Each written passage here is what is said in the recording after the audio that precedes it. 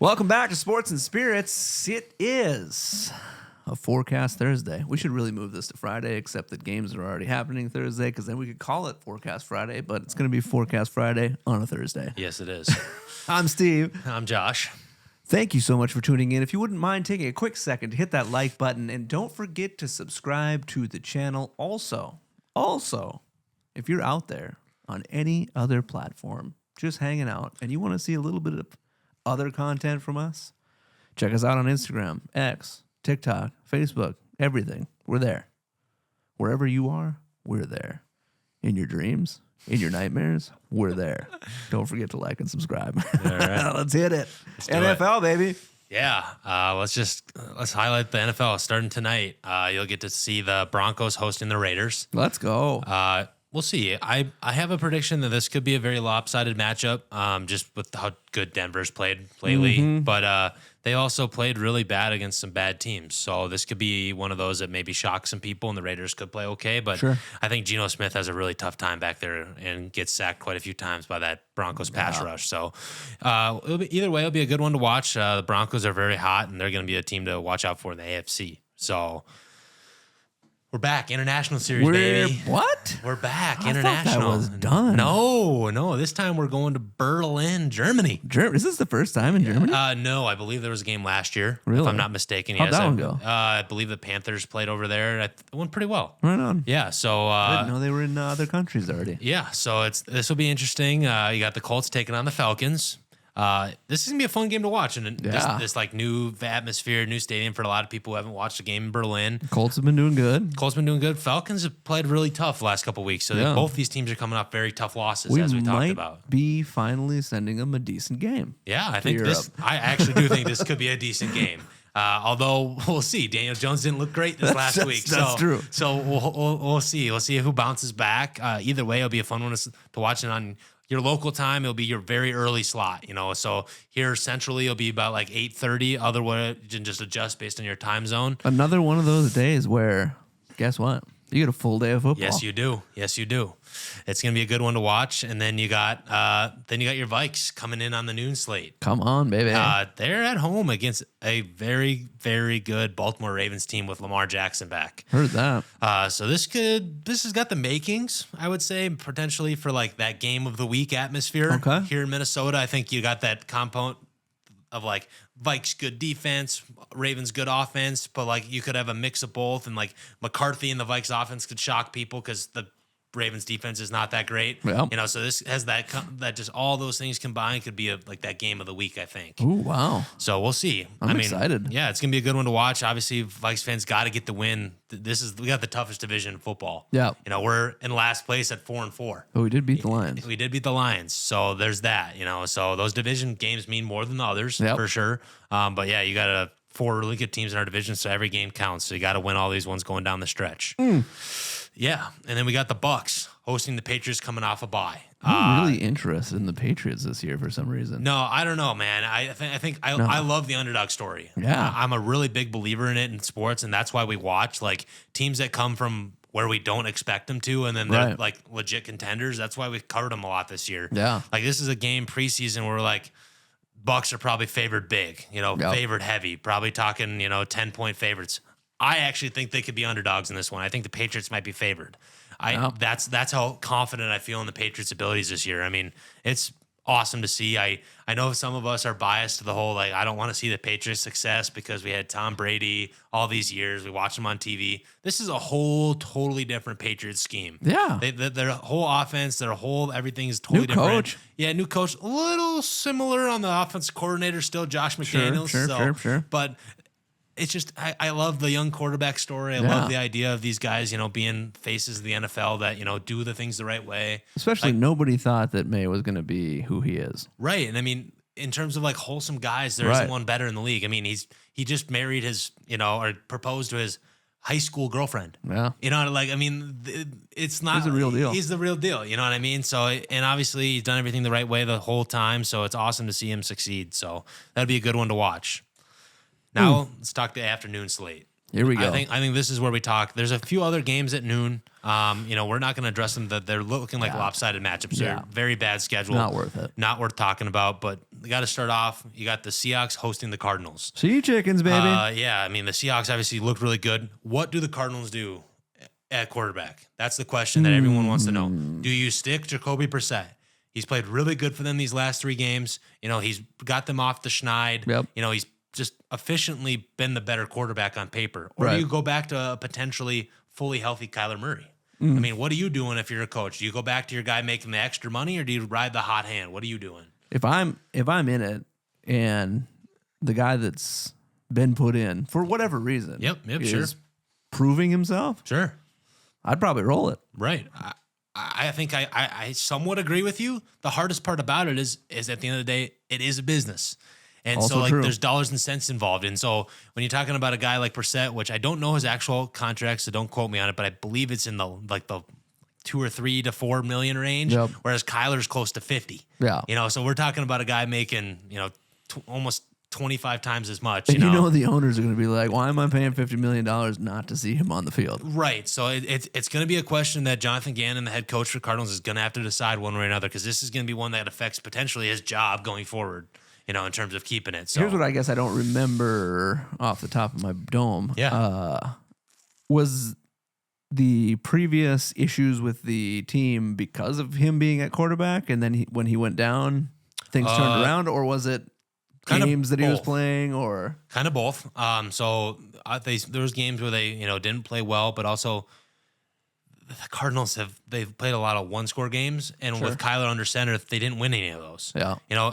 Even in this one right here, the story we're talking about, well, if we remember a couple weeks back, Kyler Murray and the Cardinals took on the Seahawks on that Thursday night game that we talked about, and that they came down to the inefficiency of the Cardinals not getting the job done that resulted in the Seahawks going down to kick a game-winning field goal because of proper inexecution by the kicker on the where he didn't reach the 20.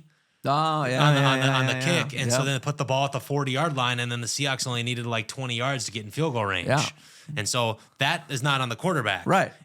But he didn't play well the entire first half in that game. Sure. So that's the devil's sword of playing the NFL. So that's going to be the question. We'll see. I mean, we might have an answer sooner than we expect. We might not. They might go 50-50. We have no clue as of right now. That's where I don't think it's a good idea.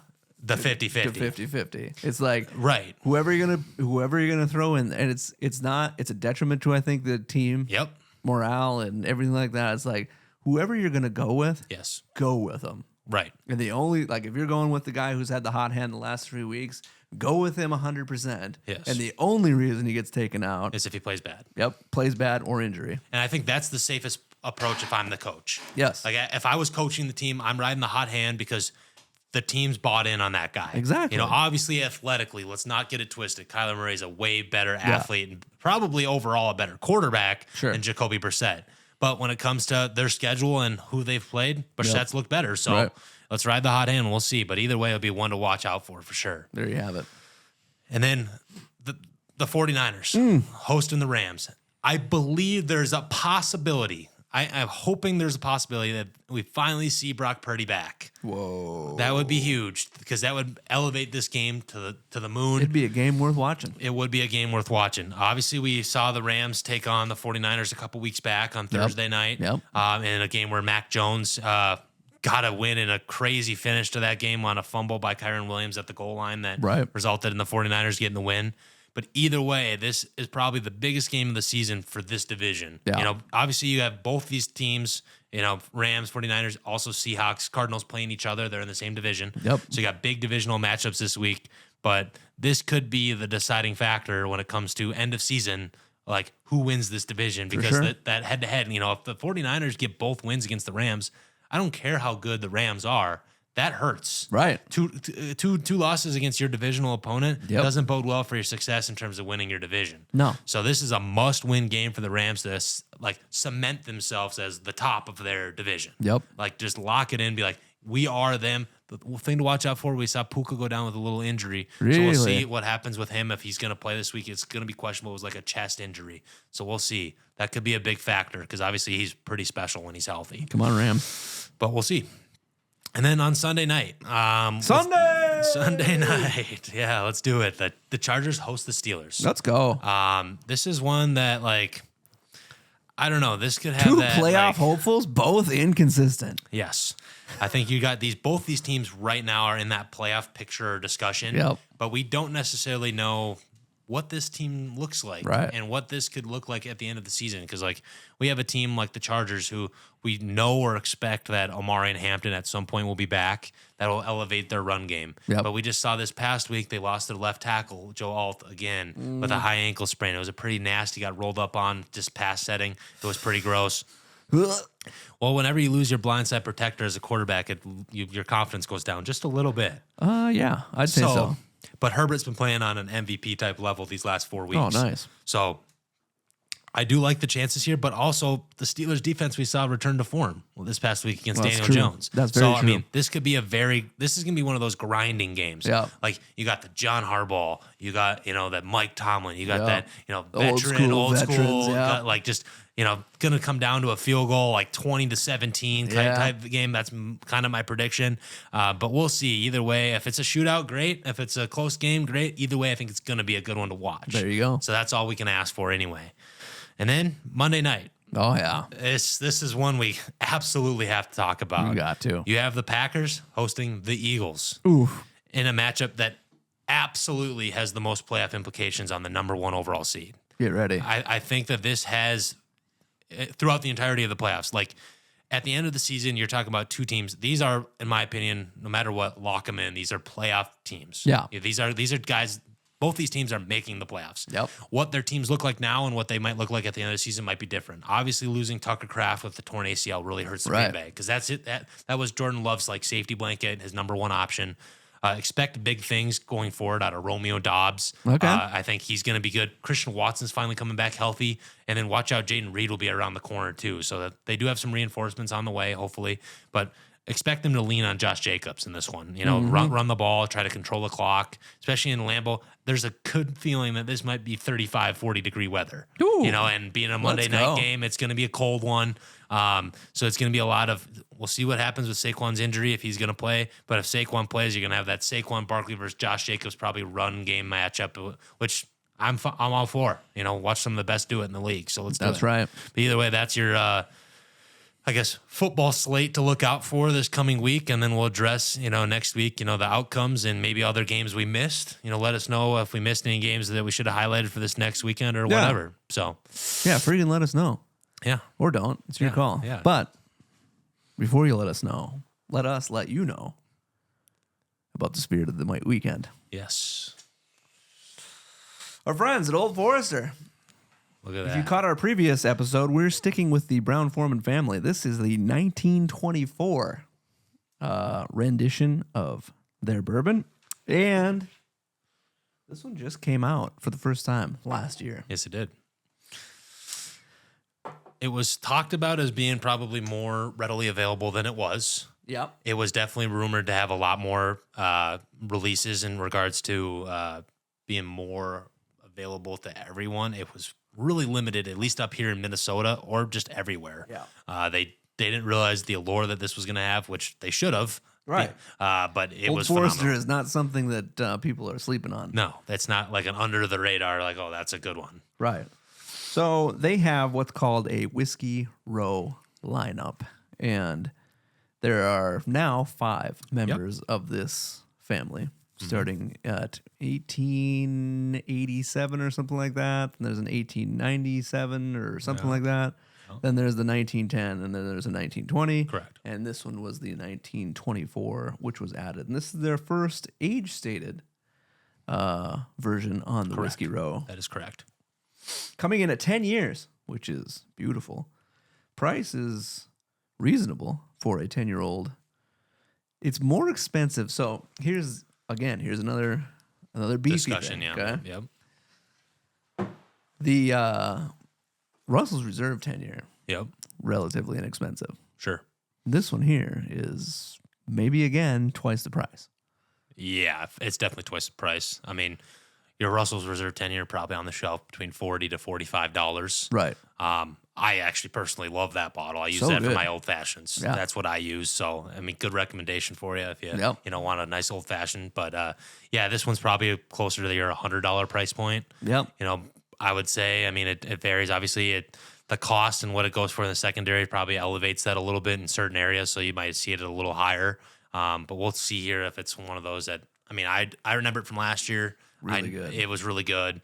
And it still holds true in terms of the notes and the spices. And on the nose, this thing is phenomenal. Yes. See where I'd love, like you, Yep. real big turkey guy. Yeah, big turkey. Big people. Russell guy, Yeah. for sure. Yeah. But this one here, compared to a Russell's 10, has way more complexity, even on just the nose. Yeah. I do agree with you 100% on that one. I think this one's definitely got more of that complex layers to it. Yep. Just even on the nose without even drinking Right. it. You know what I mean? So Exactly. It's been a while since I've even had this one. Yeah. This is the first year. We got the second one, but haven't opened it yet. Okay, gotcha. So this is the first year's batch, and yeah, complexity like crazy.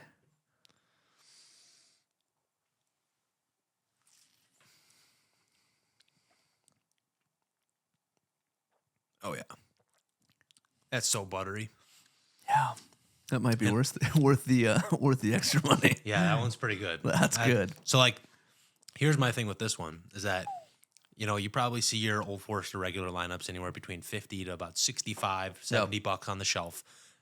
For the extra 25 to 50 bucks, maybe depending on where you're buying this at, this I can fathom the idea of spending that on. Yeah. Because this offers something that those do not. Right. You can tell the complexity is elevated in regards to the age statement, the profile itself, everything.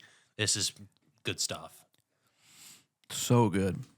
Might be tough to find now, but Yeah, this is more of a blast from the past kind of blast. thing. Well, they released at the beginning of the year. Yes. So this one will be coming up here, the beginning of 2026.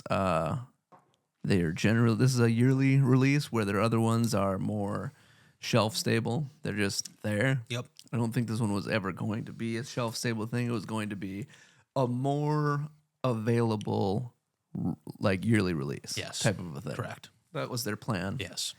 And last year, I have to say, it was easier to get than the first year. Yes, I do agree. And this one's coming in at 100 proof. Again, 10 years old.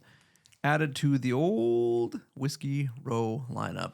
I would agree. This one here is worth a little bit more than other 10 years. Again, another 10 year would be like Eagle Rare. Very sought after. Yep. Sitting in that, I mean, that one's all over the place on Yes. price, anywhere between 40 to 80 bucks. And then it some should, places it you should can be get all there. the way. Yeah. It should be in that range of like 45, 50 Right. to like 80 bucks. I mean, Yeah. if it's anything more than 80 bucks, it's not, the value's no longer there. Right. Obviously we've had That one's not as complex as this. no. That no. one's you got one or two notes maybe. But it is one of my favorites. That's So good. That's like in regards to that portfolio for Right. like Buffalo Trace. Oh, yeah. I mean, I would drink that every day, all day long over Blanton's. Yep. You know, 100%. and I'm with obviously way over Buffalo Trace, but Yep. that's unquestioned. But yeah, that one's a very good comparison to this one. It'd be really cool to do a side by side of that. I mean, because I think the complexity of this would really speak through. Oh, for sure. I think so. Yeah, that's where this one kind of stands apart from Yep. other 10 years out there. There's the Henry McKenna 10 year. This would blow that out of the water. Yep, easily. Yeah, there's There's a few. 10 years that this one here is kind of sitting on top of. I agree. So there you have it. Yeah. It's time for that fantasy football preview. Yeah, so when it comes to fantasy football, the first thing you're checking on your week-to-week lineups is that obviously you have the Bengals, the Chiefs, Cowboys, and Titans are all on a bye. Yep. There's a lot of people's star players potentially, especially receivers in these couple teams. You're There going we to go. have guys like Jamar Chase, Yep. T. Higgins, Rashee Rice, C.D. Lamb, George Pickens. The list goes on. Obviously, there are a lot of Right. good players here. Yep. Obviously, you need to monitor your lineups, see how you can take advantage of like either your weaknesses or your opponent's weaknesses. Right. So like when I come to fantasy, I like to line my teams up against who I'm playing and be like, okay, well, that guy's got C.D. Lamb who's on bye. Yep. Can I make sure I hold the advantage if possible somehow in the receiver slots so that even if his running backs are better than mine, it washes out in the end. Because obviously when it comes to matchups, it's just head to head. Yep. Whatever happens in your other league mates matchups, you can't control. Right. You have to focus on what's on yours. And some of the things to strategize about on that is you want to target guys that have the high ceiling upside but have a relatively safe floor. Yep. You don't want to target those guys that have that very like potentially low ceiling, because like those are the guys that end up losing you your weeks. You're throwing a dart on a guy that scores you 3 points. Well, that's how you lost your matchup. Yep. And so sometimes you can't predict them. I mean, this past week you had Roma Dunze going against the Cincinnati Bengals. Yep. They scored 47 points. He had 0 catches. 0. I mean, we're talking about a top 15 wide receiver the rest of the way. Right. Has 0 catches in a game that, is a blowout. Yep. You can't predict football. So obviously you have to be content with things that happen. You got to feel confident with your decisions once you lock them in. Yep. Because you can't change them after it happens. Right. So that's one thing. And then obviously we got injuries. I mean, so many. it's so many. I mean, we talked about in the last episode, obviously you had Jaden Daniels go down, Tucker Kraft. You had a lot of big name players. It's been tough. I mean, hopefully we see the return of Brock Purdy this week. That helps the 49er players. But yeah, you've had guys that have been out for months on end, and it's going to be tough. I mean, Chris Godwin could return this week, it sounds like, for Tampa Bay. Nice. That could be helpful. I mean, but I don't know how confident I feel about him either. He's played like 2 full games this year, basically. A guy who at this point last year was wide receiver 1. Right. So last year at this point in the season, the wide receiver 1s in fantasy football at the running back position, I bet you couldn't even guess. Elvin Kamara. Nope. And Chris Godwin.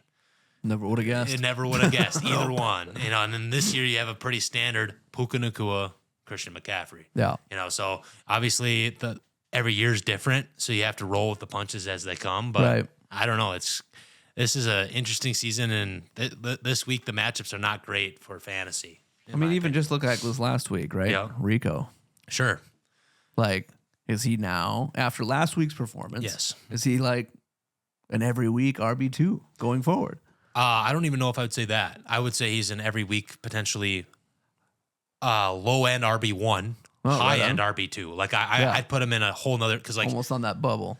Well, so here's the thing when it comes to fantasy, most leagues vary between how many teams are playing. Sure. So you have obviously 8 to 12. So the rankings vary based on how many teams are in your league. But most leagues you have to start 2 running backs. Right. So for me, RB1s are referencing guys that are top 10, top 12 at their position on a week-to-week basis.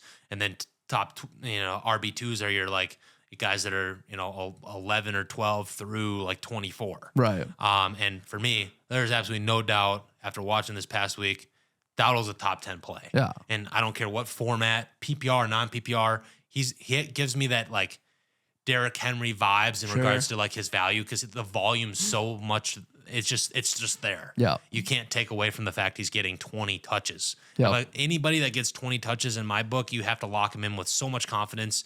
I have him in 2 leagues, and I had him on my bench this past week. Right. In both. I had 0 confidence in him in the Green Bay game. Now I'm like, okay, he's my RB1 rest of the season. Like in one league, I got Bijan Robinson and Rico Dowdle. I'm sitting pretty. Like I love that. In the other league, I got Josh Jacobs and Rico Dowdle. Yep. I mean, I love that combo. Like if he's your RB2 with high-end RB1 upside on a week-to-week basis, you got yourself a really good chance to at least put up big points or not have to worry about your running backs for right now. Right. We'll see. Obviously, Carolina's got some disparity in terms of matchups. If they're in bad matchups, they will have to go away from the run, throw the ball more. That hurts Rico Dowdle because I think Chuba Hubbard gets more of that passing game work. But either way, I like his odds right now with a plus matchup. So there we go. Yeah. Why is nobody talking about Stephon Diggs? Yeah, I don't know why. I mean, I think part of it is because he's kind of like flying under the radar. Sure. I think the Patriots have so many guys that are like equal weapons. Okay. Like in that offense, like Demario Douglas this past week, I believe he had 4 catches for 100 yards and a touchdown. That's crazy. Yeah. That's your wide receiver 2, 3, your best, whatever. And your best receiver is getting locked up against the best corner. Yep. I think he has the potential to have a massive game this coming week. I think he's coming. I think against Tampa Bay is really good against the run. Yep. And so with Tampa against the run, their corners and their secondary is weaker. And Diggs is one of those guys coming off that ACL injury that we talked about. Gotcha. You know, where he had a really fast recovery turnaround. Yep. You know, it was like 6 weeks or like 6 months after he had the surgery, where he's like already almost at 100% full speed running. Let's go. So like, good for him. All power to him. You know, and that's even those injuries, vary in severity. Like a smaller tear versus a complete tear. Yes, your comeback is different than others. Yeah, I mean every ligament's different. Yep. Everybody's body reacts to those differently. Crazy. Yeah. So in the past, we've obviously gone deeper, but now deeper into like different fantasy things. But now towards the end of the season, it's kind of like we can hit top players, we can talk about who's doing what where, but it's that time of the season where, depending on what your team looks like and where you are in the standings of your own league, it's hard for us to really kind of say this is the guy or that's the guy. It's just we can say, here's things we're seeing, and kind of give you the information, and you can do with it what you will and plug people in, try and trade people, do different things to make things happen. But yeah, it's tough because we can't predict. Obviously, guys that are top 5 players at their position, most teams that have those guys probably aren't looking to trade those guys right now, right? Because like they're like, okay, we're close to making the playoffs. I'm 3rd or 4th in my standings in my league, like. I'm not trading Christian McCaffrey. I'm not trading Puka Nacua. I'm not trading Jamar Chase. Guys that we would suggest go make a trade for. Well, most people would have to they would want the moon in return. Yep. And if you have the team that allows you for you to do it, why not? Yeah. Fantasy. At the end of the day, nobody plays fantasy football to finish second. Nope. And so if you have the opportunity to try to persuade a league mate or make a trade that's more favorable for you, just based on strength of schedules or whatever. I mean. Go for it. But I mean, you can't predict games. Like you could have guys that have really bad matchups, like Drake London this past week against the New England Patriots, score a ton of points. Just score a ton of points. Mm-hmm. So a guy like James Cook, we'll discuss. He's got really bad matchups in the playoffs, but if it's cold weather and it's in Buffalo, you can't throw. So they're going to have to run either way. You know, so it's tough. You don't necessarily know. And that's like a double whammy. Yes. Not only are you predicting the NFL, but you're also having to predict the weather. Yeah, and it's more impactful than anybody even remembers. I mean, you could go back years and years and look at those statistics, but certain guys can be your horses, literally your horses on your fantasy roster the entire regular season and throw up an absolute goose egg in week 15 or 16 in your fantasy playoffs. And you're like, where does that come from? Right. Well, it's because you didn't do a good enough job as a fantasy manager to predict where they'd be at that point in the season and then the matchups they were playing. Because you had the entirety of your regular season to make a trade, probably a week or 2 left here now in your season this year, to make a trade with a league mate. Like Puka Nacua is going to score like 75 to 85 points in his last 2 or 3 weeks of the season because their matchups are phenomenal. Same with Christian McCaffrey. I mean, this past week against the Giants, what he scored 30, 35 points. Right. Like if he's going to do that every week in the fantasy playoffs. And if you don't have him on your team, if you're playing against him, you're like, crap. Yep. But if you can make a trade for him now, you could trade a guy like Rico Dowdle, sell high. A guy like, throw in a Rico Dowdle with a Roma Dunze or something for Christian McCaffrey. If you can make that work, I'd make that happen. Stuff like that. That's an example. Yep. Obviously, league by league basis, your league mates might value guys higher than others. Right. Some people might the say. Other thing, too, is like you could have guys that are having a horrible season, but they're not going to trade to you because they just want to make sure you wreck. Correct. That's also true. Personalities are different for everybody. Yeah, every league personality is different. Like if you're a guy like myself that's in leagues where you've either won in the past or been very competitive, people don't want to trade with you because they want to make sure you don't win. Mm-hmm. So that's the hardest part. Obviously, with doing this, I've probably hurt my chances even more. Because I'm giving all the free information that you'd ever want in terms of fantasy, but it's fun either way. Fantasy football is all, at the end of the day, it's a crapshoot. Injuries happen, is what it is, but either way, it's pretty fun. We're going to take a quick break for station identification and to change a camera battery. There you have it. Again, for $100 a month, you too can have access to all of our fantasy information. Deep, one-on-one calls. Yeah. Listen, you can get 15 minutes a day with this man right here. Yeah, we're getting live updates as we're watching here, talking about fantasy. Just nonstop. We just got the rumor that Jacoby Myers was just traded to Jacksonville. There we go. So that changes things, obviously, with Travis Hunter going on IR. Yep. That changes things for them. Brock Bowers to the moon. Obviously, Jacoby Myers adds that slot receiver that Travis Hunter was. You know, obviously that knee injury is more extensive than we thought. Yep. Also, the Colts are going all in. They just made a trade for Sauce Gardner. Saucy. The second highest paid cornerback in the NFL from the Jets just got traded to Indianapolis. Dang. So the Colts believe they're contenders and they're making moves to do it. So you're hearing that first live here. Boom. That just happened about 10 minutes ago. So there you go. There's your live update. Double boom. We're on it. That's your fantasy football insight for everything coming up this week. Yeah. We're going to quickly hit the feeder teams. Yes. This is going to be a quick segment. This is probably the softest schedule in regards to like matchups for college football this week. Not a ton to like really talk about. You got two that are actually ranked matchups. Yep. The first one is which will be the biggest matchup of the week. This is unquestioned. You got 9th ranked Texas Tech. Here we go. Hosting 8th ranked undefeated BYU. This has got probably the most playoff implications on it for sure. As you can expect, these are both teams that are in that discussion right now. Texas Tech had one bad loss against Arizona State, who had Sam Leavitt at the time. Yep. He's done for the season, so obviously their team looks a little different now. But you got a one-loss Texas Tech team hosting a undefeated BYU team. It's gonna be a close one. What's the prediction? My prediction on this one, I got Texas Tech. Ooh. I got the home team.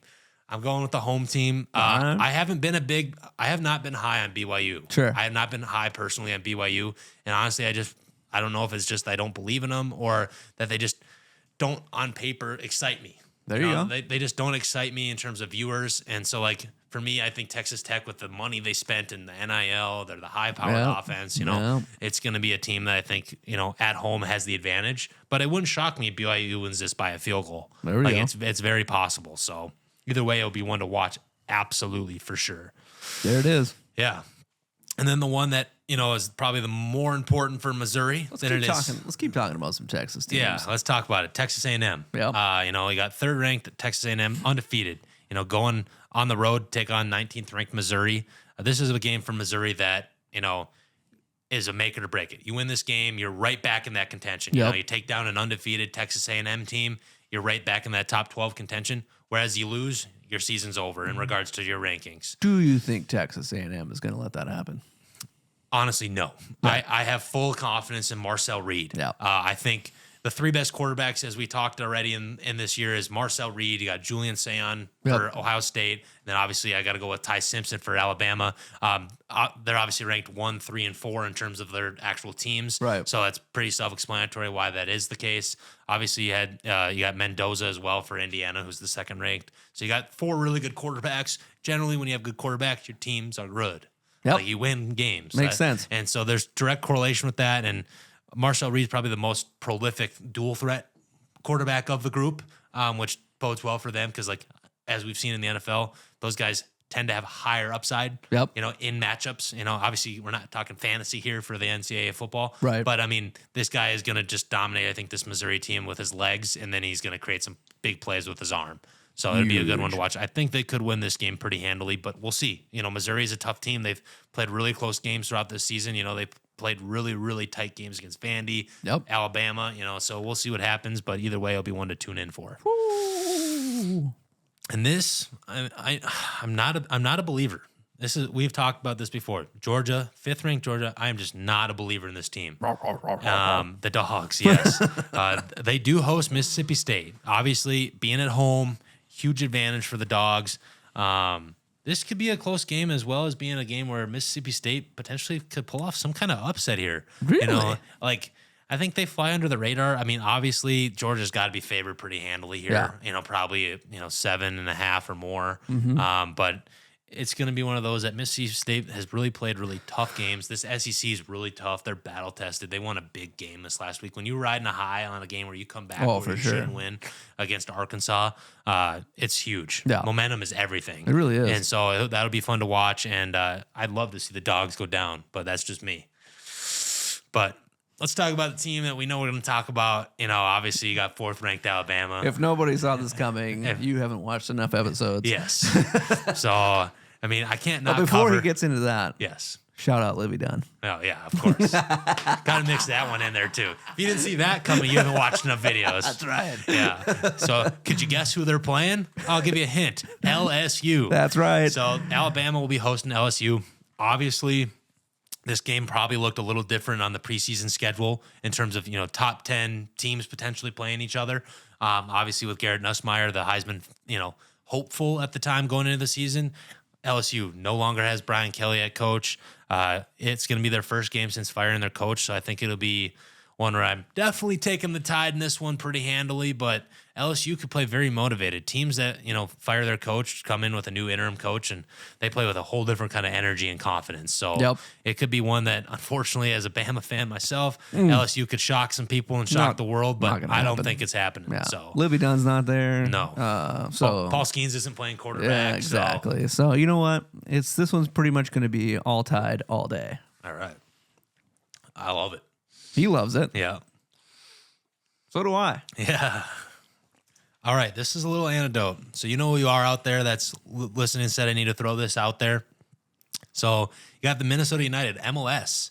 They are still in the MLS playoffs. Yeah, that's right. We're covering a little soccer right here. If nobody knew that the MLS was still happening, yes, no one would blame you. Correct.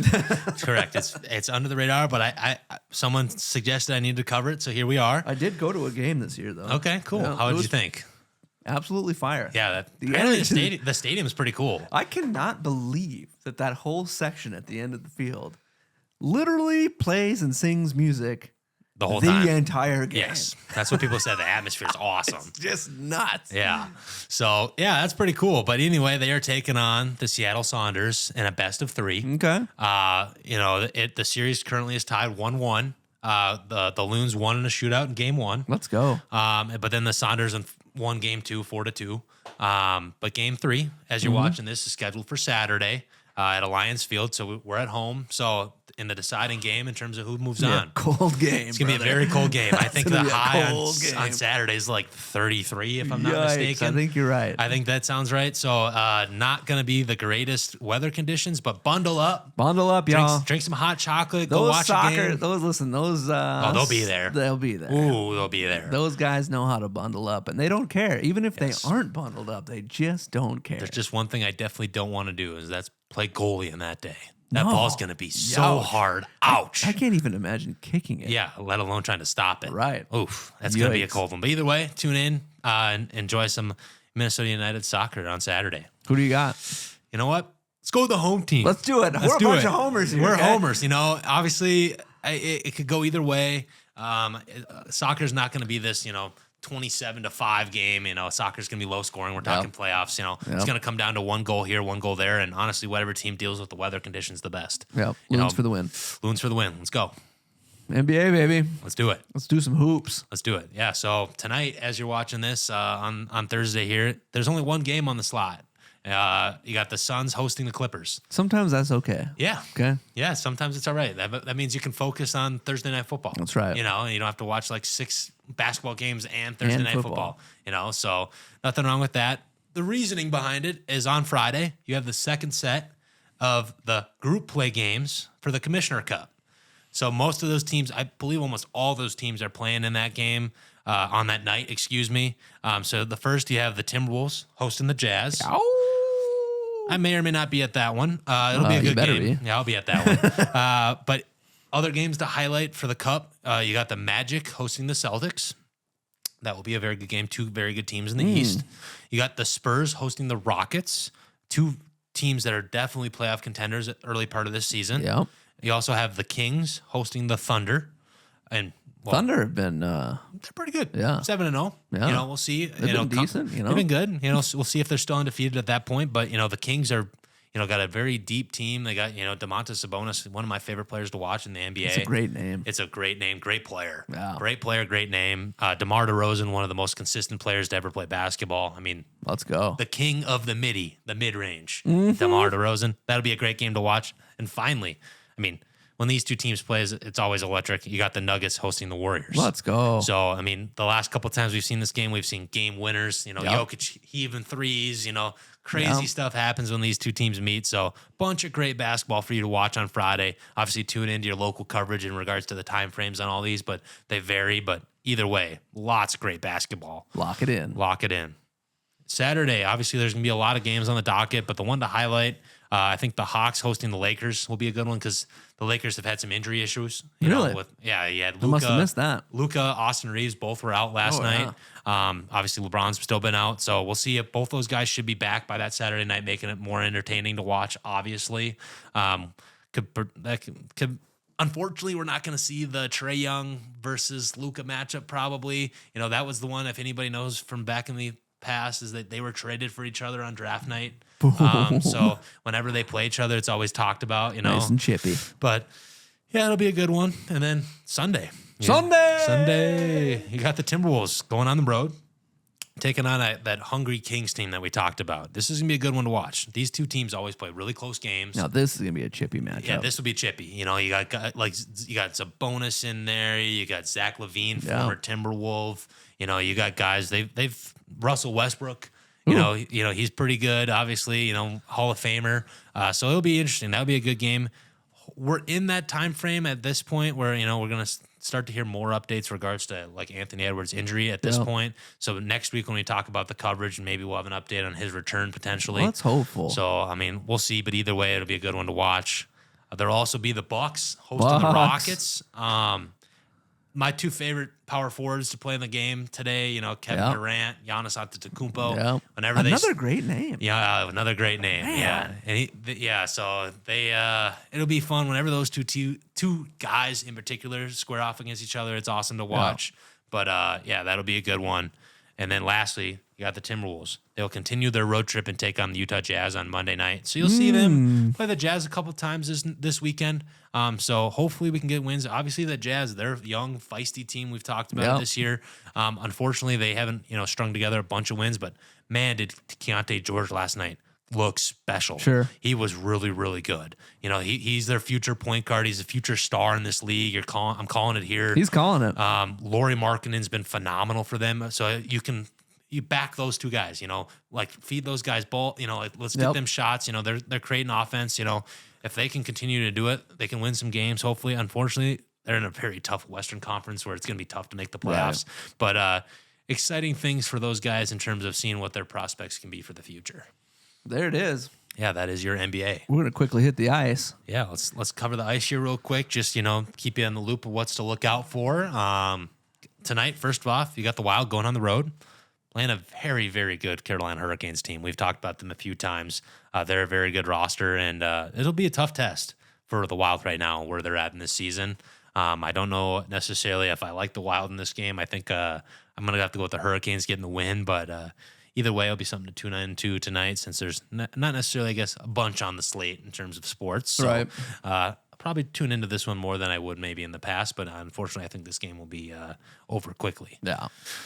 And then my favorite matchup to watch. Here we go. This is my nostalgia kicking in here as, growing up as a kid. You got the Pittsburgh Penguins hosting the Washington Capitals. Mm-hmm. Anytime you get to watch some of the best ever to play the game, it's obviously special. This is probably the greatest matchup that I can remember in my childhood, watching Ovechkin play Crosby. They're always talked about as two best players. Do you take the guy that scores all the goals? Do you take the guy that scores the goals and passes it all? It's always great. We'll talk about it a ton on this podcast. That will be one I will guarantee I will not miss as well.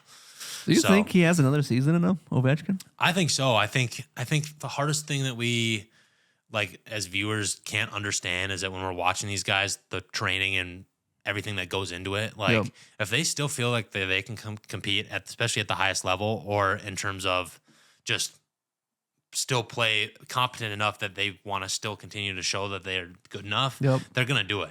People are like, why doesn't guys like LeBron or Ovechkin and Crosby hang it up? I go, because they're still top 15 in the league. The other thing too is people think about just the physical aspect of the game, right? But sure, mentally, they're so much more able than they were when they were younger and didn't have the experience that they have now. Yeah, they're smarter. They've been around the block. They know exactly how to play to be successful, where to be on the ice, how to how to make a difference on the ice in different ways than maybe they had in the past. And so you don't always have to be that physical person, Right. because you're not having to move as much as you would have when you were younger, because now you know where you need to be and when you need to be there. Well, think of it this way. Like, so 10 years ago, when they're playing, you know, obviously they're their best players on their team. Yeah. They still probably are. Right. But the guys they were playing with at that time, half those guys aren't even in the league anymore. Right. Now the guys they're playing with are younger and faster. Yep. Like, they can utilize that, and the fact that they can utilize that as their advantage to their roster. Sure. You know, because like they can be like, well, I got these young guys that can take over some of the scoring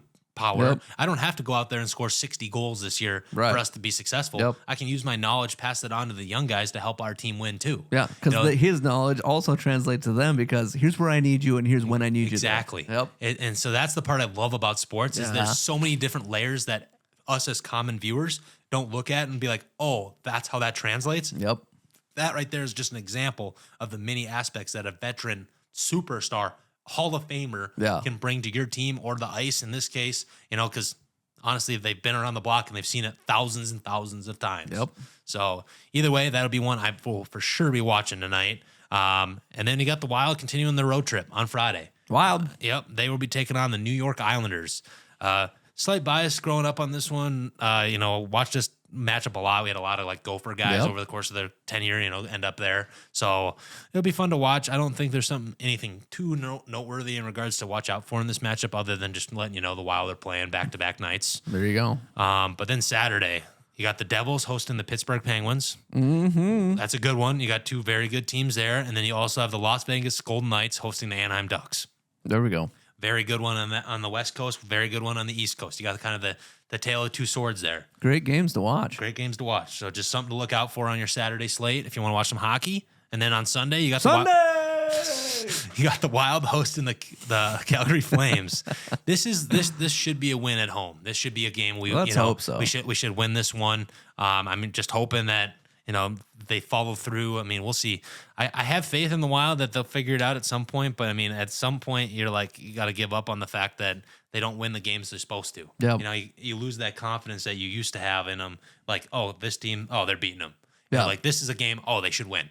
Yeah. You know, so can they execute that? And Yep. that's the key. You know, so that's what good teams do in games they should win. Right. They just do it. Yeah. You know. And then lastly, you know, just because, you know, we won't see you again until Tuesday, you got on Monday night, you will have the Las Vegas Golden Knights hosting the Florida Panthers in a matchup we've seen this matchup a few times in the past. Potentially two teams that could see each other in the playoffs at the end of it this year. I mean, Cup contenders, baby. We'll see. Cup contenders for sure. Obviously, the Panthers, until proven that they're not the team to beat, they're the team to beat. You know, two-time defending champs. They're not the same team they are. They obviously lost their captain for the season-ending injury, which does suck. But either way, it's going to be one to watch, and it'll be fun to see how this season unfolds. Boom. Boom. There you have it. Let us know in the comments, if any, what is your bold prediction for Week 10? Who pulls off an upset, maybe? Yeah, any sport. Give us your prediction. Maybe multiple sports if you're in tune like we are. Yeah. Just let us know. I mean, that way we can look out ourselves as well. Exactly. We'll have something to cover next time. But let us know in the comments what you think there. Also, don't forget to like this video and subscribe to the channel. Thank you so much for tuning in. And we'll see you in the next episode. Peace.